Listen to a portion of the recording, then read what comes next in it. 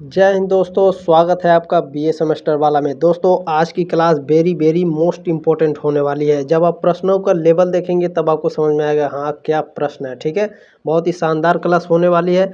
क्या आज कवर करेंगे इस क्लास में? देखिए आज की क्लास में हम लोग कवर करेंगे हिंदी का पेपर 1। ठीक है, 6 सेमेस्टर हिंदी का पेपर 1 जो एग्ज़ाम होने वाला है 2024-25 में। पेपर का नाम क्या है? देखिए पेपर का नाम है आपका भाषा विज्ञान, हिंदी भाषा तथा देवनागरी लिपि प्रथम और द्वितीय। ठीक है, ये मतलब जो हिंदी का जो आपका एग्ज़ाम होता है हिंदी पेपर का, ठीक है, 4 आपको पेपर देने होते हैं हिंदी के। ठीक है, उन चारों में से पेपर फर्स्ट में आपको 2 पेपर देने पड़ते हैं। ठीक है, और पेपर सेकंड में भी आपको 2 पेपर देने पड़ते हैं। तो प्रथम और द्वितीय दोनों पेपर में से इस क्लास में प्रश्न लिए गए हैं। ठीक है, बहुत ही शानदार प्रश्न है दोस्तों। चलिए स्टार्ट करते, देखते हैं आज का प्रश्न। इसमें पहला प्रश्न क्या पूछा है आपका? पहला प्रश्न पूछा साथियों, आईपीए का अर्थ है। आईपीए का अर्थ क्या होता है? अंतर्राष्ट्रीय राजनीतिक वर्णमाला, या फिर अंतर्राष्ट्रीय ध्वन्यात्मक संघ, या फिर भारतीय ध्वन्यात्मक वर्णमाला, या फिर सभी। तो याद रखिएगा आईपीए का जो अर्थ होता है भारतीय ध्वन्यात्मक वर्णमाला होता है। मोस्ट इम्पोर्टेंट ये प्रश्न है, आएगा जरूर। ठीक है, ध्यान रखिएगा। पहले का ऑप्शन नंबर सी करेक्ट है आपका। अब जिसको की पॉइंट्स पढ़ना है वो ध्यान से देखेंगे, क्योंकि 5th सेमेस्टर में भी मैंने की पॉइंट्स पढ़ाए थे आपको। ठीक है, उससे कई सारे प्रश्न आएंगे। देखिए आईपीए का मतलब क्या है भैया? अंतर्राष्ट्रीय ध्वन्यात्मक वर्णमाला। यह एक शैक्षणिक मानक है जिसे अंतर्राष्ट्रीय ध्वन्यात्मक एसोसिएशन ने बनाया है। आईपीए एक ध्वन्यात्मक संकेतन प्रणाली है। यह मानव द्वारा बोली जाने वाली भाषा में मौजूद हर खास ध्वनि का प्रतिनिधित्व करती है। ठीक है, यस, इसलिए यह मोस्ट इम्पोर्टेंट प्रश्न है। ठीक है, याद रखिएगा यह प्रश्न आएगा जरूर। आईपीए की स्थापना कब हुई थी भैया? 1888 में। ठीक है, एक फ्रेंच भाषाविद पाल पैसी ने की थी। आपसे एग्जाम में पूछेगा आईपीए की स्थापना किसने की थी? पाल पैसी ने। कब की थी? 1888 में। 19वीं शताब्दी में भाषाओं के उच्चारण को सटीक रूप से दर्शाने के लिए आईपीए विकसित की गई थी। ठीक है, आपके एग्जाम में पूछता है साथियों आईपीए के कितने हिस्से होते हैं? तो याद रखिएगा लगभग 7 हिस्से होते हैं। ठीक है, मोस्ट इम्पोर्टेंट है, इन सातों को ध्यान से पढ़ लीजिएगा। अच्छा, इसका पीडीएफ कहाँ मिलेगा? पीडीएफ जरूर डाउनलोड कर लीजिएगा। इसमें आपको नोट्स भी मिल जाएंगे और आपका रिवीजन भी हो जाएगा। ठीक है, टेलीग्राम ग्रुप का लिंक दिया गया डिस्क्रिप्शन बॉक्स में, वहाँ से आप ग्रुप ज्वाइन कर लीजिएगा। मैं आपको ऐड करूँगा वहाँ से। ठीक है, तब आप वीडियो के ठीक नीचे पीडीएफ मिलेगा, वहाँ से डाउनलोड कर लीजिएगा। आईपीए चार्ट के कई हिस्से होते हैं। पहला है पल्मोनिक व्यंजन, दूसरा है गैर फुफ्फुसी व्यंजन, तीसरा है आपका मोनोफ्थोंग, चौथा है आपका डिप्थांग। ठीक है, पांचवा है आपका सुप्रा सेगमेंटल, छठा है आपका टोन और शब्द उच्चारण, सातवां है आपका डायक्रिटिक्स। ठीक है, ये सभी क्या है? आईपीए चार्ट के हिस्से हैं। चलिए प्रश्न नंबर 2 क्या है? दो होठों द्वारा व्यक्त ध्वनि कहलाती है। दंत ध्वनि, द्विभाषी, लेबियोडेंटल, या फिर वायुकोशी या ओष्ठ। तो याद रखिएगा जब दो होठ, ठीक है, दोनों होठ आपस में ध्वनि उत्पन्न करते हैं, ठीक है, आपस में टकराते हैं, तो उस ध्वनि को ओष्ठीय ध्वनि कहते हैं या फिर वायुकोशीय ध्वनि कहते हैं। ठीक है, याद रखिएगा ऑप्शन में या तो वायुकोशीय लिख करके देता है, या तो ओष्ठ लिख करके देता है, या ओष्ठी लिखता है। तो ध्यान रखिएगा आप। ठीक है, मैंने दोनों ऑप्शन बता दिए, आपके उत्तर गलत नहीं होंगे। ठीक है, दो होठों द्वारा व्यक्त ध्वनि क्या कहलाती है? ओष्ठी ध्वनि। चलिए की पॉइंट्स देखिएगा, बहुत ही शानदार है। जिन वर्णों के उच्चारण में दोनों होठ स्पर्श करते हैं उन्हें ओष्ठ वर्ण कहते हैं या फिर ओष्ठी ध्वनि कहते हैं। ठीक है, जिन व्यंजनों के उच्चारण में दंत और ओष्ठ दोनों का प्रयोग होता है उन्हें दंतोष्ठ ध्वनियाँ कहते हैं। यानी जब बोलते समय आपके दांत और होठ टकराते हैं, ठीक है, तो उस ध्वनि को क्या कहते हैं? दंतोष्ठ ध्वनि। ठीक है, याद रखिएगा। हिंदी में ध्वनियाँ 2 प्रकार की होती हैं, स्वर और व्यंजन। आपके एग्जाम में पूछता है हिंदी में कितनी ध्वनियाँ होती हैं? 2 ध्वनियाँ होती हैं। कौन कौन सी? स्वर और व्यंजन। अच्छा, स्वर ध्वनियाँ क्या होती हैं? स्वर ध्वनियाँ वे हैं जिनका उच्चारण करते समय वायु को बिना किसी अवरोध या रुकावट के मुख से बाहर निकाला जाता है। व्यंजन ध्वनियाँ क्या है भैया? व्यंजन वे ध्वनियाँ हैं जिनके उच्चारण में मुख में वायु का अवरोध होता है, यानी मुंह में वायु का रुकावट होता है। उदाहरण के लिए क ध्वनि का उच्चारण करते समय कंठ में वायु का अवरोध होता है, तथा प बोलते समय होठों के पास। ये क्या है? ये अवरोध हो रहा है। आप बोल करके देखिए क, ठीक है, ये कंठ में आपका जो कंठ में है उसमें वायु का अवरोध हो रहा है। अब प बोलते समय होठ के पास, आपका जो होठ है उसके पास आपका वायु का अवरोध हो रहा है, ठीक है। तो ये क्या है? व्यंजन ध्वनियाँ है, ठीक है, याद रखिएगा। यदि आप यूपी पुलिस की तैयारी कर रहे हैं या कॉम्पिटिटिव एग्जाम की जिसमें हिंदी आता है, तो यह क्लास आपके लिए मोस्ट इम्पोर्टेंट है, ठीक है, ध्यान रखिएगा। ये सभी यूपी पुलिस में भी क्वेश्चंस पूछे जाते हैं, ध्यान रखिएगा, ठीक है। चलिए, दंतोष्ठ्य ध्वनि कौन सी है? दंतोष्ठ्य ध्वनि अभी मैंने आपको पढ़ाया है, व, फ, य या फिर र। इनमें से कौन दंतोष्ठ्य ध्वनि है भैया, बताइए। तो वह क्या है? दंतोष्ठ्य ध्वनि है, ठीक है। ऑप्शन नंबर ए करेक्ट है आपका। अच्छा, इसमें ध्यान रखिएगा, दंतोष्ठ्य ध्वनि कौन है? वह जिन व्यंजनों के उच्चारण में दंत और ओष्ठ दोनों का प्रयोग होता है उन्हें दंतोष्ठ्य ध्वनि कहते हैं। अच्छा, इसमें अगला पॉइंट क्या है? उच्चारण स्थान के आधार पर व्यंजनों के भेद, ठीक है। कंठवर्णी ध्वनि कौन कौन से? क, ख, ग, घ, ठीक है। अच्छा, इसमें अगला क्या है? तालव्य में कौन कौन से वर्ड आते हैं आपके? च, छ, ज, झ और स। मूर्धन्य में कौन कौन से वर्ड आते हैं? ट, ठ, ड, ढ, अड़ और स, ठीक है। वत्स में कौन कौन से वर्ड आते हैं आपके? ह, ठीक है, ह में आपके न भी आता है, ध्यान रखिएगा। ल, र, न, स ये सभी क्या है? वत्स में आते हैं। दंत में कौन कौन से आते हैं? त, थ, ध, न, स, ठीक है। चलिए, ये सभी मोस्ट इम्पोर्टेंट है, ठीक है, याद रखिएगा। ओष्ठी में कौन कौन से आते हैं? प, फ, ब, भ, म, ठीक है। आप बोल करके देखिएगा, आपको समझ में आ जाएगा। दंतोष्ठी ध्वनि में व और फ है, ठीक है। अच्छा, याद रखिएगा, ये जो मैंने आपको पढ़ाया है सातों, ठीक है, आगे मैं आपको काफ़ी अच्छे से डिफाइन करके बताऊंगा, ठीक है, काफ़ी शानदार तरीके से। तो क्लास में बने रहिएगा दोस्तों, और आपसे रिक्वेस्ट है इस क्लास को शेयर ज़रूर कर दीजिएगा, ठीक है। इस तरह से शेयर बटन बना होगा साथियों, ठीक है, इस तरह से शेयर बटन बना होता है, इस पर क्लिक करके अपने दोस्तों के साथ ज़रूर इस क्लास को शेयर करिएगा, ठीक है। काफ़ी शानदार क्लास है। चलिए आगे बढ़ते हैं, अगला प्रश्न आपका देखते हैं क्या है। चौथा प्रश्न है आपका, अरली शब्द की पहली ध्वनि किस प्रकार की ध्वनि है? अरली शब्द की पहली ध्वनि किस प्रकार की ध्वनि है भैया? तो स्वर, ठीक है, ऑप्शन नंबर ए करेक्ट है आपका। प्रश्न नंबर 5 क्या है? कनिष्ठ शब्द की पहली ध्वनि किस प्रकार की ध्वनि है? तो स्वरयुक्त व्यंजन है भैया, ठीक है। कनिष्ठ शब्द की पहली ध्वनि किस प्रकार की ध्वनि है? स्वरयुक्त व्यंजन है। अगला प्रश्न देखेंगे क्या है। प्रश्न नंबर 6 पूछा है आपका, विंटर शब्द की पहली ध्वनि किस प्रकार की ध्वनि है? सरकना, ठीक है। सरकना क्या है भैया? विंटर शब्द की पहली ध्वनि है, ठीक है। ऑप्शन नंबर बी करेक्ट है आपका। प्रश्न नंबर 7 क्या है? प्रश्न नंबर 7 पूछा है आपका, व का उच्चारण स्थान क्या है? दंतोष्ठ है, कंठोष्ठ है या फिर दंत या फिर कंठ तालव्य, बताइए। तो दंतोष्ठ है, अभी मैंने ऊपर आपको पढ़ाया है काफ़ी शानदार तरीके से, ठीक है। जो मैं पढ़ा रहा हूँ साथियों याद रखिएगा, ठीक है। ये आप एक बार पढ़ लेंगे तो ये हमेशा के लिए आपके लिए हो जाएगा, ठीक है। आपको दोबारा पढ़ने की ज़रूरत नहीं पड़ेगी, ठीक है। की पॉइंट्स देखिए, बहुत ही शानदार है। हिंदी के वर्णों का उनके उच्चारण स्थान के आधार पर वर्गीकरण, ठीक है।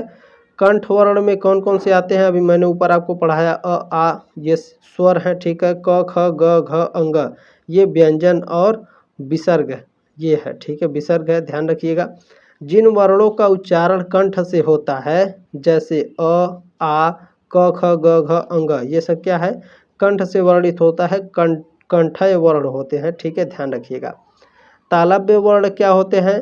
जिन वर्णों के उच्चारण में जिह्वा का मध्य भाग तालु से स्पर्श करता है, ठीक है।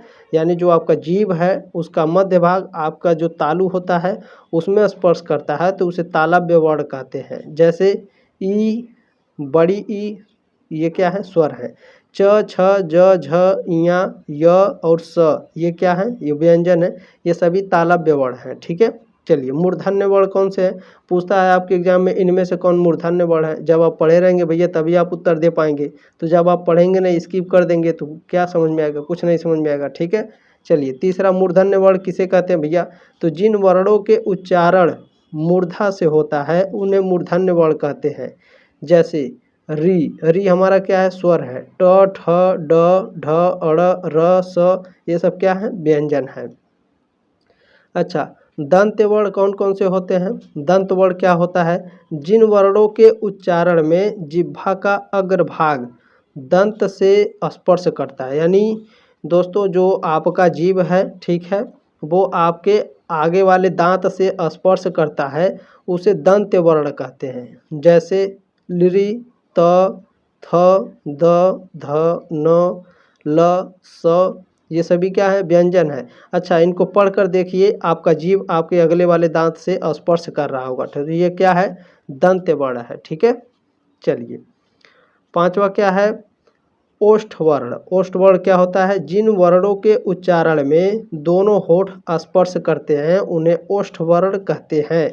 जैसे उ, बड़ा ऊ, ये क्या है, ये सभी स्वर है। ठीक है, प, फ, ब, भ, म, ये सभी क्या है, व्यंजन है। इन सभी को आप पढ़िए, देखिए आपके दोनों होठ आपस में स्पर्श होंगे। ठीक है, तो इसे क्या कहते हैं, ओष्ठ वर्ण। ठीक है, अच्छा छठवां क्या है आपका, नासिक के वर्ण। जिन वर्णों का उच्चारण मुंह और नाक दोनों से होता है उसे नासिक के वर्ण कहते हैं। जैसे अंग, ञ, अड़, न, म, ये सब क्या है, नासिक के वर्ण हैं। ठीक है, चलिए सातवां क्या है आपका, कंठता लव्य वर्ण। ठीक है, कंठता लव्य वर्ण क्या होते हैं, जिन वर्णों के उच्चारण में कंठ तथा तालु दोनों का सहयोग होता है। ठीक है, यानी आपके गले का और आपका जो जीभ के ऊपर तालु होता है उसका, ठीक है, उसका क्या है, सहयोग होता है, उसे क्या कहते हैं, कंठलातव्य वर्ण। जैसे ए, ऐ, ये सब क्या है, कंठलातव्य वर्ण है। ठीक है, आठवां क्या है आपका,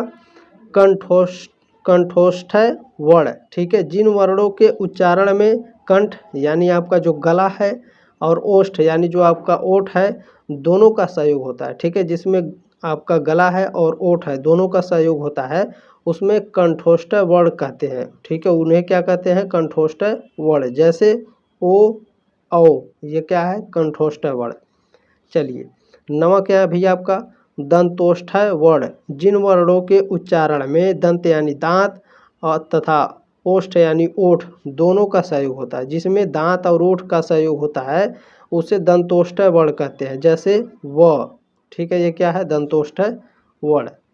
चलिए दसवां क्या है आपका, वत्स्य वर्ण। ठीक है, ये सभी मैंने आपको आगे पढ़ाया है। जिन अरबी फारसी वर्णों के उच्चारण ऊपर वाले मसूड़ों के कठोर तलम भाग से होते हैं उन्हें वत्स्य वर्ण कहते हैं।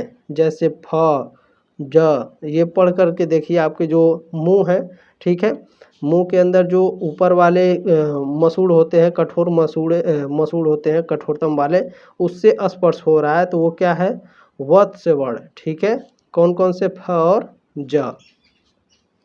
11वां क्या है आपका, जिह्वा मूलक वर्ण। जिन अरबी फारसी वर्णों का उच्चारण जिह्वा के पीछे के भाग से होता है उन्हें जिह्वा मूलक वर्ण कहते हैं। जैसे क, ख, ग, पढ़ करके देखिए आप, क्या है, ये आपके जिह्वा के पीछे के भाग से होते हैं। ठीक है, चलिए ये जिह्वा मूलक वर्ण हो गए क, ख और ग। इसका PDF जरूर डाउनलोड कर लीजिएगा।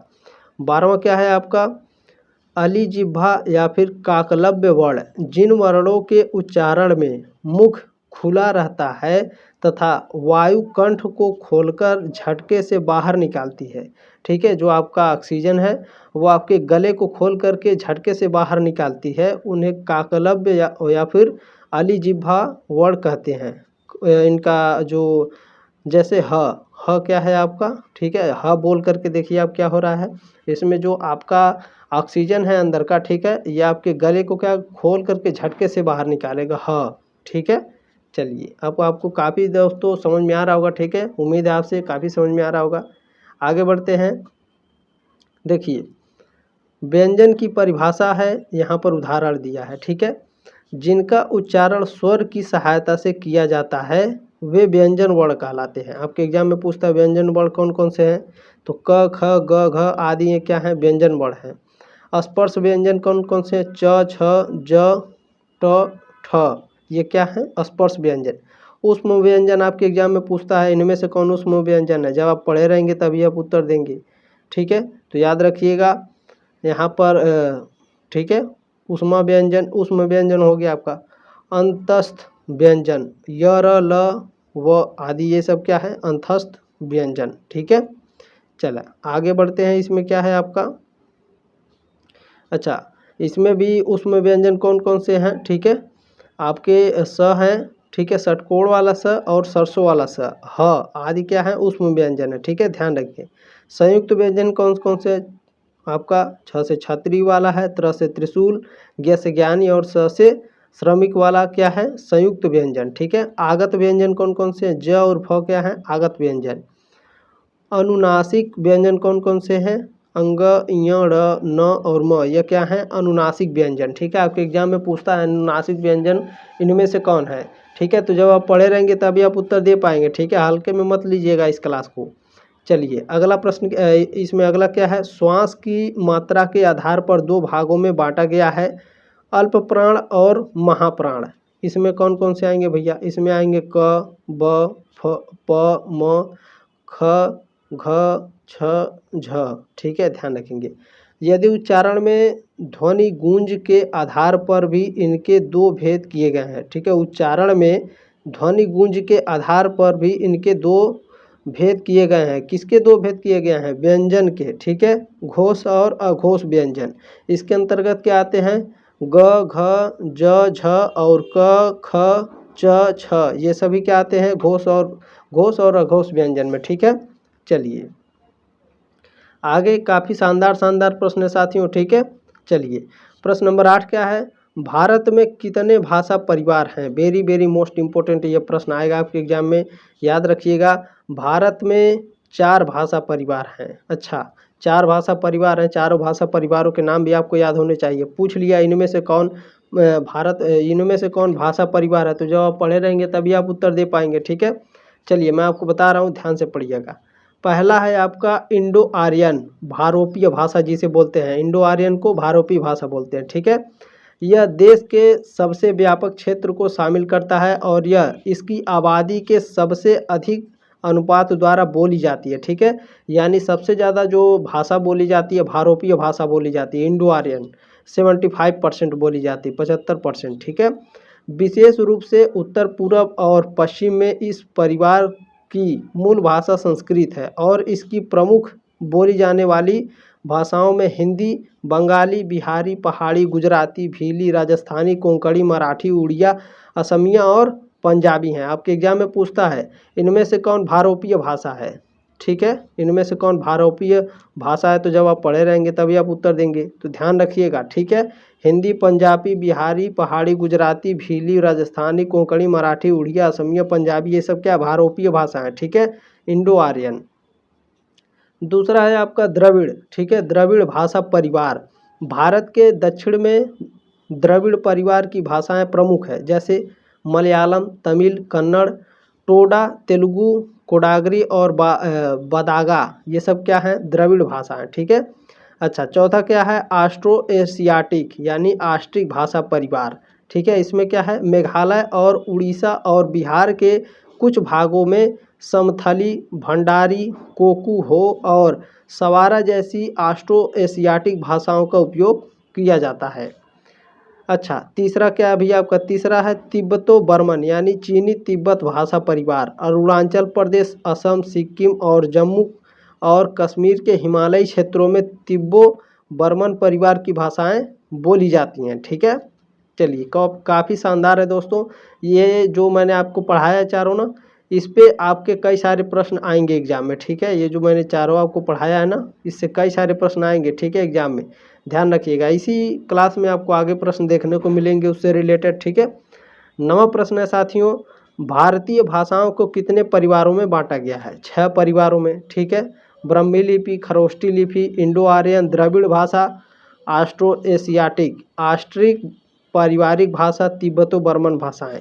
ठीक है, चलिए प्रश्न नंबर 10 क्या है, किस काल में वेदों, ब्राह्मण ग्रंथों, उपनिषदों के अलावा वाल्मीकि, व्यास, अश्वघोष, भाषा, माघ आदि की संस्कृत रचनाओं का सृजन हुआ? तो प्राचीन भारतीय आर्य भाषा काल में। ठीक है, ऑप्शन नंबर डी करेक्ट है आपका। अगला प्रश्न देखेंगे क्या भैया, प्रश्न नंबर 11 है आपका, आधुनिक भारतीय आर्य भाषा का कालक्रम कब तक है? वेरी वेरी मोस्ट इम्पोर्टेंट ये प्रश्न आएगा। तो 1000 ईस्वी से अब तक है। ठीक है, आधुनिक पूछा है तो ध्यान रखिएगा, आधुनिक भारतीय आर्य भाषा का कालक्रम 1000 ईस्वी से अब तक है। ठीक है, अच्छा इसमें की पॉइंट्स बहुत ही शानदार है। आधुनिक भारतीय आर्य भाषा का काल 1000 ईस्वी से अब तक है। ठीक है, भारतीय आर्य भाषा का इतिहास 3 कालों में बांटा गया है। किसमें भैया? पहला है प्राचीन भारतीय आर्य भाषा काल 1500 ईसा पूर्व से 500 ईसा पूर्व तक। दूसरा है मध्यकालीन भारतीय आर्य भाषा काल, यह 500 ईसा पूर्व से 1000 ईसा पूर्व तक रहा। ठीक है, और तीसरा आधुनिक भारतीय आर्य भाषा काल है प्रेजेंट टाइम में। ठीक है, चलिए अच्छा ध्यान रखिएगा, आधुनिक भारतीय अर्थभाषा का विकास अपभ्रंश से हुआ है। आधुनिक भारतीय आर्य भाषा का मतलब क्या है? साल 1947 से पहले का अविभाजित भारत। ठीक है, इसमें पाकिस्तान और बांग्लादेश शामिल थे। कुछ विद्वान भारत का मतलब श्रीलंका और बर्मा को भी भारतीय आर्य भाषा में लेते हैं। ठीक है, प्रश्न नंबर 12 आपका क्या पूछा है, डेटाबेस के लिए उपयुक्त भाषा के सुरक्षा रूप को क्या कहते हैं? तो लिपि कहते हैं। ऑप्शन नंबर ए करेक्ट है आपका। अगला प्रश्न देखेंगे क्या है, प्रश्न नंबर 13 आपका पूछा है, निम्न में से कौन सी प्राचीन भारतीय आर्य भाषा है? अपभ्रंश, प्राकृतिक, वैदिक संस्कृति या फिर पाली? तो वैदिक संस्कृत भाषा जो है, ठीक है, प्राचीन भारतीय आर्य भाषा है। ऑप्शन नंबर सी करेक्ट है आपका। अच्छा ध्यान रखिएगा, भारत में संस्कृत के अलावा भी कई प्राचीन भारतीय आर्य भाषाएं हैं। कौन कौन से? हिंदी, पाली, प्राकृत, उर्दू, कोंकणी, बांग्ला, कश्मीरी, सिंधी, पंजाबी, उड़िया, नेपाली, रोमानी, असमिया, गुजराती, मराठी, ये सब क्या है? संस्कृत के अलावा भी ये सभी प्राचीन आर्य भाषाएं हैं। ठीक है, चलिए 14 नंबर प्रश्न क्या है, भारत में आर्य भाषा का आरंभ कब हुआ? भारत में जो आर्य भाषा का आरंभ हुआ था 1500 ईस्वी के, ठीक है, 1500 ईसा पूर्व के आसपास हुआ था। ऑप्शन नंबर ए करेक्ट है। वेरी वेरी मोस्ट इंपॉर्टेंट प्रश्न है। ठीक है, भारत में आर्य भाषा का आरंभ कब हुआ था? याद रखिएगा 1500 ईसा पूर्व के आसपास। प्रश्न नंबर 15 आपका पूछा साथियों, आर्य ग्रंथों की भाषा कैसी थी? अर्धमगधी, प्राकृत, संस्कृत, प्राकृत या फिर फारसी? तो आर्य ग्रंथों की भाषा संस्कृत थी। ऑप्शन नंबर बी करेक्ट है आपका। प्रश्न नंबर 16 क्या है, भारतीय आर्य भाषा को कितने कालों में विभक्त किया गया है? 3। ऑप्शन नंबर बी करेक्ट है आपका। ठीक है, भारतीय आर्य भाषा को 3 कालों में विभक्त किया है। अच्छा वो 3 काल कौन कौन से भैया?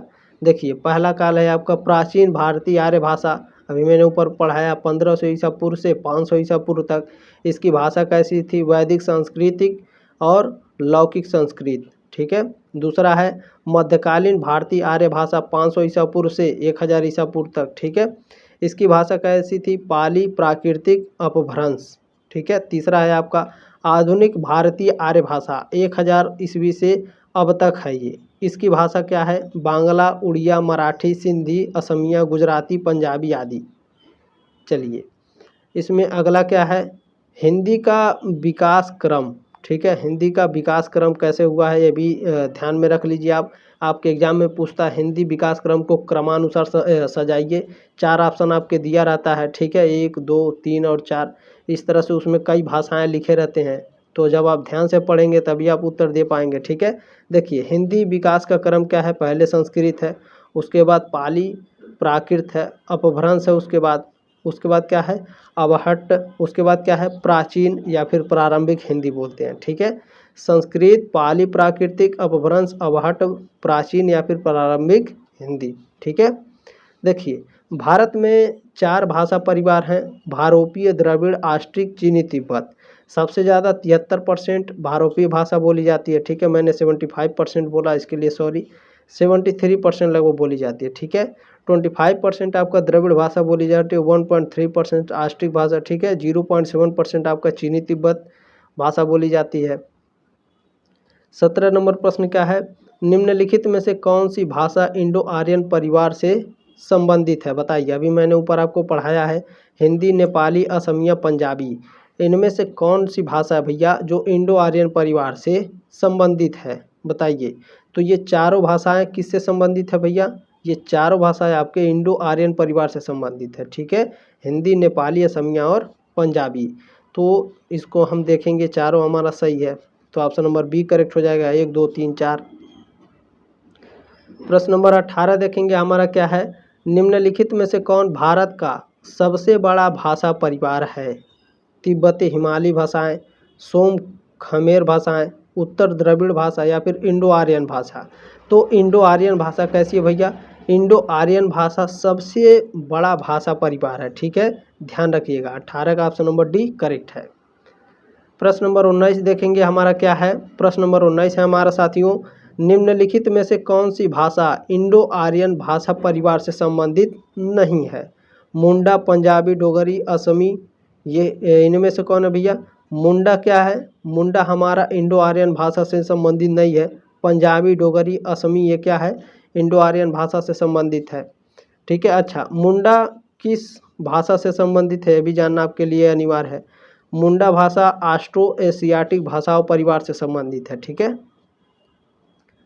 प्रश्न नंबर 20 क्या है, प्रमुख भारतीय भाषाओं के बोलने वाले लोग कितने भाषा परिवारों से आते हैं, बताइए।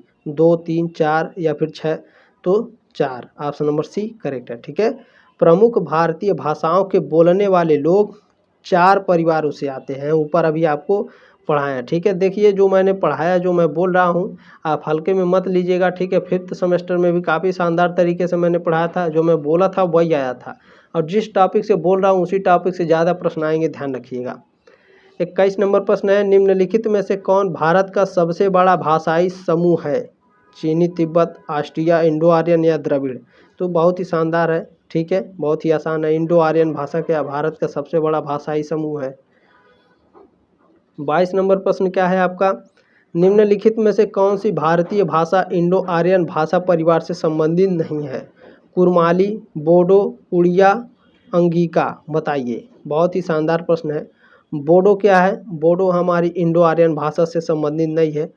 कुरमाली, उड़िया, अंगिका, ये क्या है, इंडो आर्यन भाषा परिवार से संबंधित है, ठीक है। अच्छा चलिए ध्यान दीजिएगा, यहाँ पर डिफाइन करके मैं बता दे रहा हूँ। देखो, कुरमाली क्या है, इंडो आर्यन भाषा है। बोडो क्या है, तिब्बती बर्मन भाषा है, ठीक है, ध्यान रखिएगा। बोडो क्या है, तिब्बती बर्मन भाषा है। बाकी उड़िया, अंगिका, ये क्या है, इंडो आर्यन भाषाएं हैं। चलिए 23 नंबर प्रश्न देखेंगे हमारा क्या है, भारत की शास्त्रीय भाषा संस्कृत निम्नलिखित में से किस भाषा से व्युत्पन्न है, ठीक है। इंडो आर्यन भाषा, वैदिक संस्कृत भाषा से, प्राकृतिक भाषा से या ऋग्वैदिक भाषा से। तो पूछा क्या है भैया, पूछा है कि भारत की शास्त्रीय भाषा जो है संस्कृत, ठीक है, इन चारों में से किससे उत्पन्न हुआ, किस भाषा से उत्पन्न हुआ है। तो इंडो आर्यन भाषा से उत्पन्न हुआ है, ऑप्शन नंबर ए करेक्ट है आपका। 24 नंबर प्रश्न है, निम्न में से कौन सी बोली अथवा भाषा हिंदी के अंतर्गत नहीं आती है। कन्नौजी, बांगरू, अवधी या तेलुगु। तेलुगु क्या है भैया, तेलुगु हमारी हिंदी के अंतर्गत नहीं आती है, ठीक है, बोली जाने वाली भाषा।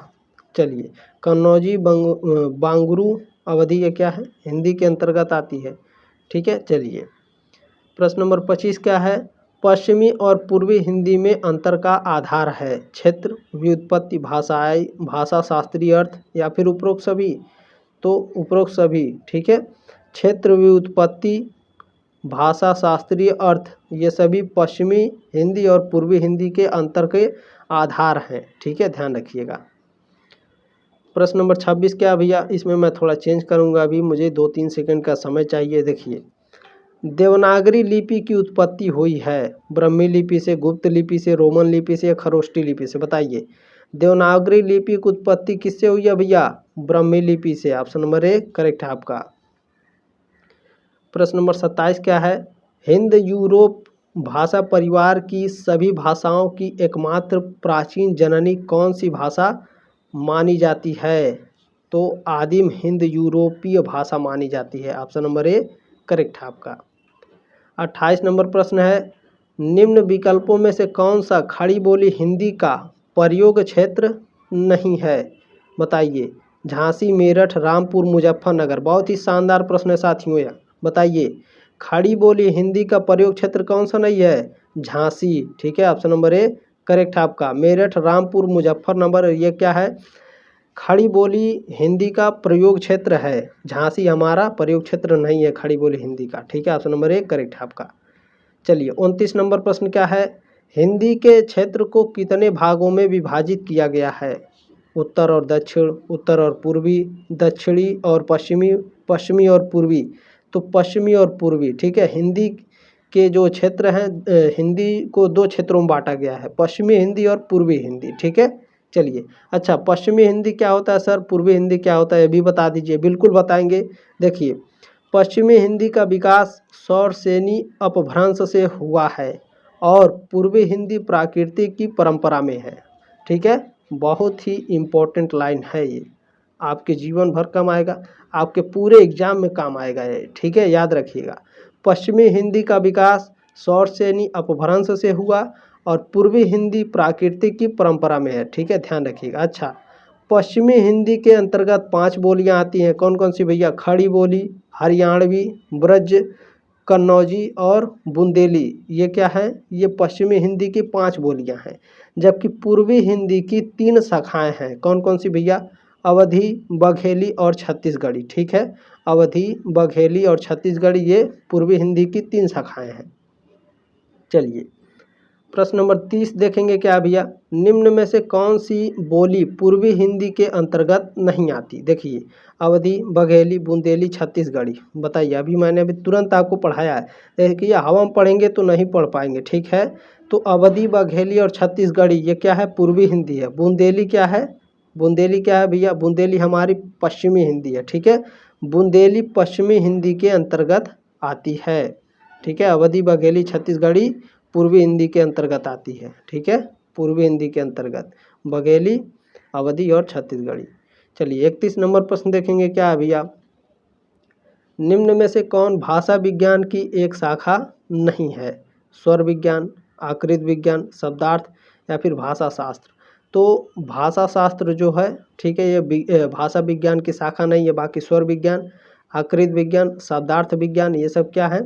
ये सभी भाषा विज्ञान की एक शाखा है। ठीक है, चलिए की पॉइंट्स देख लीजिए, आपके डाउट क्लियर हो जाएंगे। भाषा विज्ञान के 4 प्रमुख अंग यानी शाखाएं हैं। कौन कौन से? ध्वनि यानी स्वन विज्ञान, रूप विज्ञान, वाक्य विज्ञान, अर्थ विज्ञान। ठीक है, देखिए कई शाखाएं होती हैं भाषा विज्ञान के, लेकिन जो प्रमुख रूप से होती हैं, प्रमुख रूप से जो 4 पूछा जाएगा तो ध्यान रखिएगा। स्वन विज्ञान, रूप विज्ञान, वाक्य विज्ञान और अर्थ विज्ञान। चलिए प्रश्न नंबर 32 क्या भैया? भाषाओं को अध्ययन को निर्दिष्ट, भाषाओं के अध्ययन को होगा। ठीक है, यहाँ के रहेगा। भाषाओं के अध्ययन को निर्दिष्ट करने के लिए इस्तेमाल किया जाने वाला पुराना शब्द भाषा शास्त्र है, हापोलॉजी है, ध्वन्यात्मकता है या फिर अर्थ विज्ञान है? बताइए। तो भाषा शास्त्र है। ठीक है, भाषाओं के अध्ययन को निर्दिष्ट करने के लिए इस्तेमाल किया जाने वाला पुराना शब्द भाषा शास्त्र है। चलिए प्रश्न नंबर 33 क्या है? प्रारंभिक वाक ध्वनियों के अध्ययन को कहा जाता है? स्वन विज्ञान कहा जाता है। ऑप्शन नंबर 1 करेक्ट है आपका। प्रश्न नंबर 34 क्या भैया? भाषा ध्वनियों के सबसे छोटे सार्थक समूहों में अध्ययन क्रम को कहा जाता है? तो स्वनिम कहा जाता है भैया। ठीक है, भाषा ध्वनियों के सबसे छोटे सार्थक समूहों के अध्ययन के क्रम को स्वनिम कहा जाता है। प्रश्न नंबर 35 क्या है? अर्थ के अध्ययन में कहा जाता है ध्वन्यात्मकता या फिर आकृति विज्ञान, वाक्य रचना या फिर शब्दार्थ विज्ञान। तो ऑप्शन नंबर डी करेक्ट है आपका, शब्दार्थ। ठीक है, अर्थ के अध्ययन में क्या कहा जाता है? शब्दार्थ। अच्छा, की पॉइंट्स क्या है? किसी भाषा में अर्थ का अध्ययन करने को शब्दार्थ विज्ञान या फिर अर्थ विज्ञान कहते हैं। जरूरी नहीं है कि शब्दार्थ लिख करके ही दे। ठीक है, अर्थ विज्ञान भी लिख करके देता है, ध्यान रखिएगा। 36 नंबर प्रश्न क्या है? भाषा की ध्वनियों के ठीक ठीक उच्चारण की शिक्षा देने में उपयोगी विज्ञान है? पद विज्ञान, ध्वनि विज्ञान, वाक्य विज्ञान या फिर अर्थ विज्ञान। तो जो ध्वनि विज्ञान होता है यह भाषा की ध्वनियों के ठीक ठीक उच्चारण की शिक्षा देने के लिए उपयोगी विज्ञान है। प्रश्न नंबर 37 है आपका, भाषा विज्ञान की कौन सी शाखा संदर्भ में भाषा से जुड़ी है? उपयोगिता विज्ञान है भैया, ठीक है। भाषा विज्ञान की कौन सी शाखा संदर्भ में भाषा से जुड़ी है? तो उपयोगिता विज्ञान। प्रश्न नंबर 38 है, भाषा में ध्वनि की सबसे छोटी सार्थक इकाई कौन सी है? अभी मैंने ऊपर पढ़ाया, आपको याद है कि नहीं बताइए। तो स्वनिम है, ऑप्शन नंबर डी करेक्ट है, ठीक है। देखिए पढ़ाते पढ़ाते मेरा गला भी दर्द होने लगा, ठीक है। बहुत ही मेहनत करते हैं आप लोगों के लिए। एक लाइक ज़रूर कर दीजिएगा दोस्तों, ठीक है। शेयर जरूर करिएगा, आपसे रिक्वेस्ट है, आपकी जिम्मेदारी भी है इस क्लास को। 39 नंबर प्रश्न क्या है, अर्थ विज्ञान किसका अध्ययन है? तो शब्द और उनके अर्थ का अध्ययन है, ठीक है। अर्थ विज्ञान किसका अध्ययन है? शब्द और उनके अर्थ का। प्रश्न नंबर 40 क्या है, पराभाषा विज्ञान की जागरूकता है। पराभाषा विज्ञान की जागरूकता कौन से भैया? व्यक्ति की भाषा पर प्रतिक्रिया तथा उसके कार्य के प्रति समझ बनाने की योग्यता जो होती है, पराभाषा विज्ञान की जागरूकता होती है, ठीक है। ऑप्शन नंबर सी करेक्ट है आपका। प्रश्न नंबर 41 क्या है, वाक और ध्वनि के बीच कोई सकारात्मक संबंध नहीं है, भाषा के इस गुण को कहा जाता है? मनमानापन कहा जाता है, ठीक है। ऑप्शन नंबर ए करेक्ट है आपका। देखिए मनमानापन की जगह कुछ और भी लिख करके देता है। क्या लिख करके देता है? देखिए, भाषाविदों ने वाक और ध्वनि के बीच कोई सकारात्मक संबंध न होने की वजह से भाषा को भाषा ध्वनि या भाषण ध्वनि कहा है, ठीक है। देखिए मनमाना विज्ञान ना दे मनमाना शब्द ना दे करके क्या आपका दे सकता है? देखिए मनमानापन ना दे करके आपका यहाँ पर भाषण ध्वनि या फिर भाषा ध्वनि लिख करके दे सकता है आपके ऑप्शन में, ठीक है। तो मैंने आपको तीनों बता दिया है, उम्मीद है आपका प्रश्न गलत नहीं होगा उत्तर। 42 नंबर प्रश्न है, समय की अवधि में भाषा में होने वाले परिवर्तनों के अध्ययन के प्रचार को कहा जाता है? समकालिक, डायक्रोनिक, लाक्षणिक या मोनोमेटोपोइक? तो ऑप्शन नंबर बी करेक्ट है आपका, डायक्रोनिक कहा जाता है, ठीक है। समय की अवधि में भाषा में होने वाले परिवर्तन के अध्ययन को क्या कहा जाता है? डायक्रोनिक कहा जाता है भैया, ठीक है। देखिए जरूरी नहीं है कि आपके ऑप्शन में डायक्रोनिक ही लिख करके दे, दूसरा ऑप्शन में आपका दे सकता है। क्या देगा? देखिए भाषा विज्ञान के क्षेत्र में समय के साथ साथ भाषा में होने वाले बदलाव का अध्ययन ऐतिहासिक भाषा विज्ञान कहलाता है, ठीक है। ऐतिहासिक भाषा विज्ञान भी लिख करके देगा, ध्यान रखिएगा। डायक्रोनिक का मतलब क्या होता है सर? तो ध्यान दीजिए, डायक्रोनिक का मतलब है समय के साथ भाषाई प्रणाली में होने वाले बदलावों से जुड़ा हुआ है डायक्रोनिक, ठीक है, ध्यान रखिएगा। चलिए प्रश्न नंबर 43 क्या है, संकेतों के व्यवस्थित अध्ययन को कहा जाता है? लाक्षणिकता और अर्थ विज्ञान दोनों कहा जाता है, ठीक है। ऑप्शन नंबर सी करेक्ट है, ए और बी दोनों। प्रश्न नंबर 44 क्या भैया, लाक्षणिकता शब्द की शुरुआत किसने की थी? बताइए। चार्ल्स सैंडर्स ने, फर्डिनेंड ने, नोम ने या फिर एडवर्ड सपीटो ने? बताइए। तो लाक्षणिकता शब्द की शुरुआत चार्ल्स सैंडर्स ने की थी, ऑप्शन नंबर ए करेक्ट है। अच्छा, चार्ल्स सैंडर्स कौन है? ध्यान दीजिए, अमेरिकी दार्शनिक चार्ल्स सैंडर्स पियर्स। 1839 में जन्म हुआ था, 1914 में ये मर गए थे। इनको आधुनिक लाक्षणिकता का संस्थापक माना जाता है, ठीक है। चार्ल्स सैंडर्स पियर्स को आधुनिक लाक्षणिकता का संस्थापक माना जाता है। आपके एग्जाम में पूछता है आधुनिक लाक्षणिकता, ठीक है। आधुनिक लाक्षणिकता के संस्थापक कौन है? Charles Sanders Peirce. उन्होंने 1860 के दशक में लाक्षणिकता पर लिखना शुरू किया। उन्होंने इसे सेमियोटिक्स भी कहा, ठीक है। लाक्षणिकता को क्या कहा उन्होंने? सेमियोटिक्स, जिसका मतलब है संकेतों का दार्शनिक अध्ययन। प्रश्न नंबर 45 आपका क्या पूछा है, सेर्मोलॉजी शब्द की शुरुआत किसने की थी भैया? सेर्मोलॉजी शब्द की शुरुआत फर्डिनेंड डी सासर ने की थी, ऑप्शन नंबर बी करेक्ट है आपका। अच्छा ध्यान दीजिएगा, फर्डिनेंड डी सासर 1857 में इसका जन्म हुआ था, 1913 में ये मर गए थे। इनको आधुनिक भाषा विज्ञान और अर्ध विज्ञान का संस्थापक माना जाता है। उन्हें 20वीं सदी के भाषा विज्ञान के संस्थापकों में से एक माना जाता है। उन्हें संरचनावाद और उत्तर संरचनावाद की नींव रखी थी। उन्होंने, ठीक है, जो फर्डिनेंड डी सासर हैं, इन्होंने संरचनावाद और उत्तर संरचनावाद की नींव रखी थी। आपके एग्जाम में पूछता है संरचनावाद और उत्तर संरचनावाद की नींव किसने रखी थी, तो फर्डिनेंड डी सासर ने, ठीक है। प्रश्न नंबर 46 है, निम्नलिखित में से कौन भाषा के तत्व के संयोजन और संगठन को नियंत्रण करने वाले अंतर्निहित नियमों का तात्पर्य है। ऑप्शन नंबर डी करेक्ट है, भाषा और क्षमता, ठीक है। देखिए कभी कभी क्या होता है, भाषा और क्षमता आपके एग्जाम में नहीं देता है, कुछ और देता है, तो क्या देता है भैया ये भी बता दीजिए। देखिए भाषा के तत्वों के संयोजन और संगठन को नियंत्रित करने वाले अंतर्निहित नियमों को दर्शाता है ध्वनि विज्ञान या वाक्य विन्यास, ठीक है, विन्यास नहीं होगा, विज्ञान होगा, ठीक है, वाक्य विज्ञान। तो ये दोनों है, ठीक है, दोनों लिख करके दे सकता है इन तीनों में से, भाषा और क्षमता, ध्वनि विज्ञान और वाक्य विज्ञान, तीनों याद रखिएगा। 47 नंबर प्रश्न क्या है, भाषा संकेतात्मक है अर्थात इसमें जो ध्वनियाँ उच्चारित होती हैं उनका किसी वस्तु या कार्य से संबंध होता है। ऑप्शन नंबर सी करेक्ट है आपका।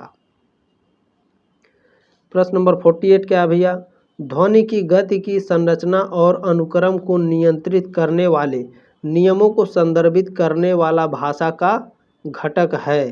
ध्वनि विज्ञान है भैया, ठीक है। ध्वनि विज्ञान को स्वर विज्ञान भी कहा जाता है। दोनों में से कोई एक लिख करके देगा आपके एग्जाम में, ठीक है। इसलिए मैंने दोनों यहाँ पर दो दो तीन तीन ऑप्शन मैं क्यों लिख करके दे रहा हूँ, क्योंकि ऑप्शन आपका चेंज कर देता है आपको कंफ्यूज करने के लिए, ठीक है। इसलिए मैं तीनों लिख दे रहा हूँ, चारों लिख दे रहा हूँ, ताकि आपका उत्तर गलत ना हो, ठीक है। चलिए प्रश्न नंबर 49 आपका पूछा साथियों, निम्नलिखित में से कौन सा भाषा सीखने के लिए निवेश आधारित कार्य है। शिक्षार्थी 5 के समूहों में कहानी पढ़ता है, ठीक है, ये क्या है, भाषा सीखने के लिए निवेश आधारित कार्य है। ऑप्शन नंबर ए करेक्ट है आपका। प्रश्न नंबर 50 क्या है, निम्नलिखित में से कौन सा भाषा के बारे में सही है, तो भाषा व्यवस्थाओं की व्यवस्था है, ठीक है, यह आपका सही है, बाकी आपका गलत है, ठीक है, ध्यान रखेंगे। उम्मीद है साथियों आपको जानकारी अच्छी लगी होगी, ठीक है। और जो मैंने आपको जिम्मेदारी दी है शेयर करने के लिए इस क्लास को, उम्मीद है आप शेयर ज़रूर करेंगे, ठीक है, आपसे रिक्वेस्ट भी है। चलिए मिलते हैं जल्दी ही नेक्स्ट क्लास में, तब तक के लिए जय हिंद, वंदे मातरम, अपना ख्याल रखिएगा दोस्तों।